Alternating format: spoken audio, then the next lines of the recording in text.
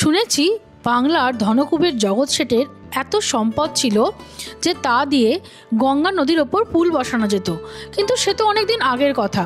এখন আর বাংলার সেই বৈভবতার স্বাদ কোথায় পাই? কে বলেছে পাওয়া যাবে না?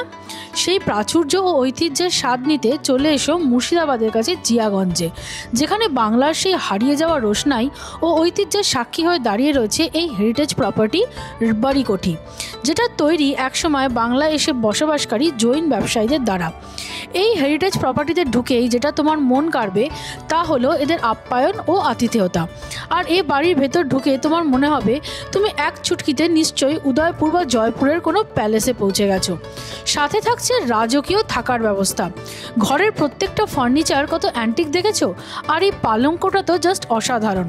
আর খাওয়া দাওয়া, সেটা নিয়ে আর কি বলবো, তোমার পেট ও মন দুটো ভরে গেলেও আইটেম তখনও শেষ হবে না। বেট রেখে বলতে পারি এত ভালো জৈন খাবার তোমরা আগে কখনো খাওনি। আমরা তো প্রপার্টিটা সারাদিন ঘুরে দেখতে দেখতেই হাঁপিয়ে গেছিলাম। আবার চাইলে সানসেটের সময় করে আসতে পারো এইরকম একটা নৌকা বিহার। সন্ধ্যায় থাকছে জমাটির লোকসঙ্গীতের আসর।